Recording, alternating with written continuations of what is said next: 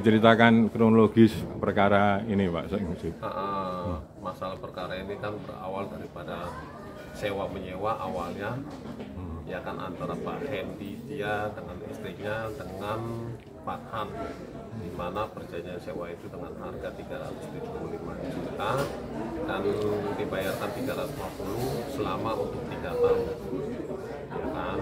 Nah, 25 juta itu untuk biaya renovasi yang sudah disepakati.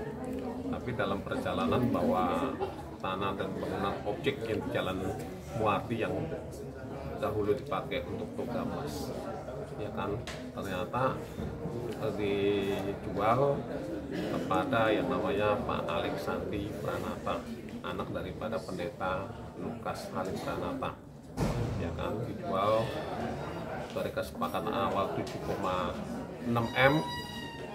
Karena dia lihat dengan BRI lebih murah, makanya dibeli 5,6 plus pajaknya 5,9 M, ya kan. Dari situ ada penjualan, setelah dijual dibeli. Nah, si Farhan kan melakukan membeli dalam sewa itu 350 juta, dia membeli misalnya meja, kursi, dispenser, kulkas dan lain-lain.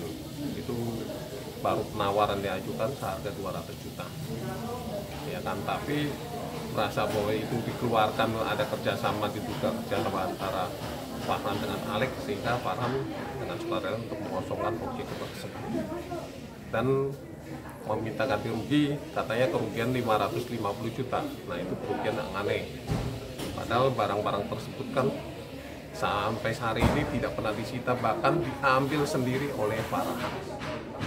Nah, itulah yang kami duga bahwa ini adalah kriminalisasi, di mana ya orang nyewa, ya apalagi sudah dilakukan sewa itu sejak November 2023 sampai Agustus 2024, itu sudah menempati selama 10 bulan, ya kan, dari perjanjian 3 tahun. Jadi sangat aneh kalau dimelaporkan.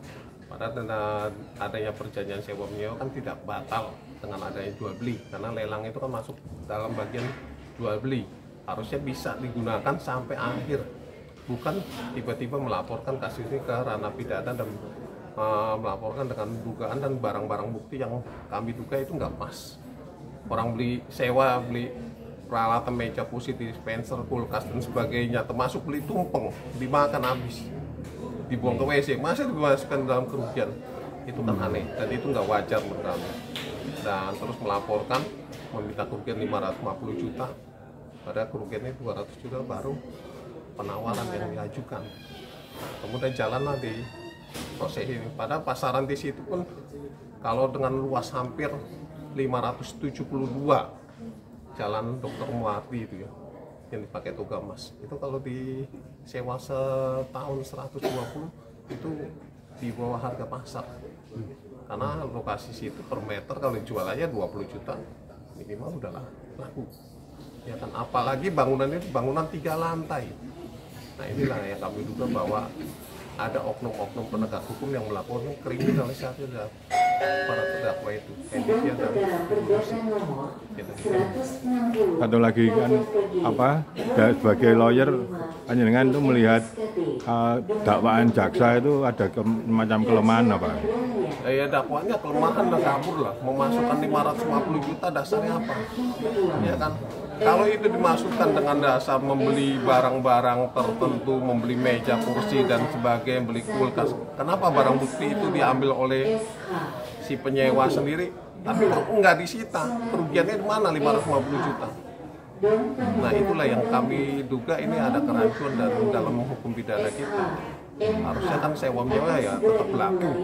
Kalau memang itu kerugiannya tidak sampai 550 juta, itu harus dianggap tidak sesuai menurut kami. Kemudian harapan panjenengan sebagai lawyer bagaimana? Harapannya ya mohon adanya keadilan hukum bagi yang diduga para terdakwa itu, karena ini bukan kasus pidana, ini kasus perdata murni, kasus yang diawal dengan perjanjian, apalagi perjanjian notaris membuat ini. Notaris katanya sudah melihat, menunjukkan asli, padahal itu kan tanggung jawab notaris. Kalau memang nggak pernah ada asli, ya tulis aja nggak pernah ada asli. Jangan kemudian berbalik, tidak mengakui apa yang ditulis, karena undang-undang notaris yang menyatakan tanggung jawab itu ada pada notaris yang membuat.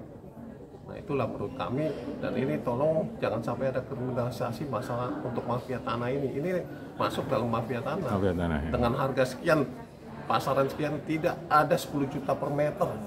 Tidak ada loh.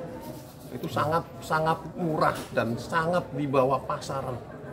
Dengan jual lelang itu sangat kami ragukan bahwa jual itu sifatnya adalah murni, bahwa hasil jual beli itu bukan direkayasa. Kami duga ada permainan yang tidak baik dari oknum-oknum pejabat itu. Kalau hari ini sidangnya agendanya apa ini? Hari ini sidangnya agenda ada pembelaan pledoi dari Pledoi. penasihat hukum. Ya. Nah, intinya saya kemarin juga sudah baca ada hal yang perlu digarisbawahi pledoi yang perlu agar pihak hakim akhirnya dapat meringankan si Ya terdakwa. harapan kami bukan meringankan karena ini Malah bebas. bukan ini perkaranya perdata murni lah. Nah, di awal sewa menyewa terus berujung ke pidana itu dengan bukti-bukti yang nggak valid, barang-barang nggak pernah disita, itu kan bentuk-bentuk upaya kriminalisasi terhadap terdakwa. Harapan kami bahwa ini harus dinyatakan bebas atau lepas lah minimal, karena ini perdata, nggak ada orang menyewakan barangnya ada kok dan sudah menempati selama 10 bulan. Jadi nggak bisa harusnya masuk ke pidana, menurut kami gitu. Ya. Ada lagi? Enggak? Sudah cukup.